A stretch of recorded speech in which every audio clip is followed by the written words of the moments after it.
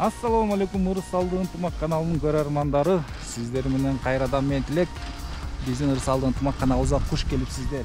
Бүгүнкү биздин видеодо өз мекенибиздин эң кереметтүү, касиеттүү кооз желебиздин бирин көргөзүп кетким келди. Себеби дегенде Бишкекте абал аябай оор, смог, түтүн. Ачтыр ачышы боюнча түтүн өзгөчө кырдаалга жетти.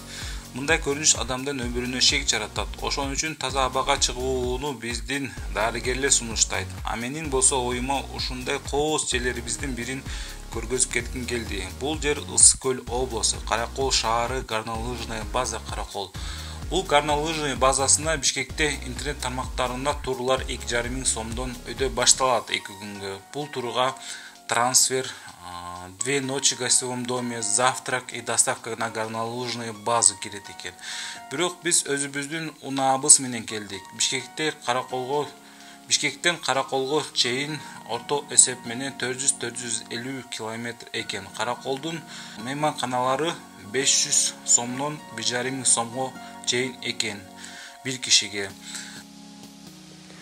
Вот, ребята, заселились. Огромный шкаф с таким вот уборным.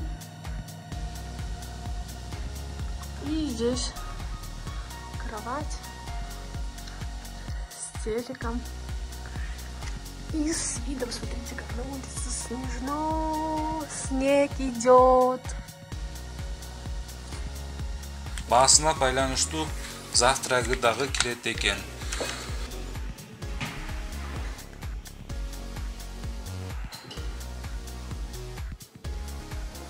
Жана чыгымдардын бири бир кишиге лыжа комплектующийлер менен 500 сомдон үйдө турат экен. Горнолыжный базанын өзүнө билет 800 сом турат экен.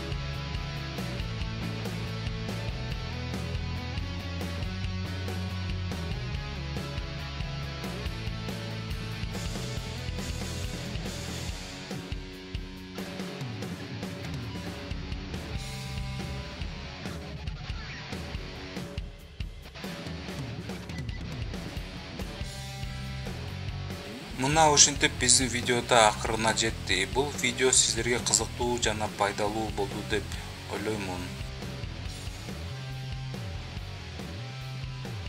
Бул видеого лайктан басып, комментарий калтырганды унутпаңыз. Анда эмесе көрүшкөнчө. Сак саламатта калыңыз.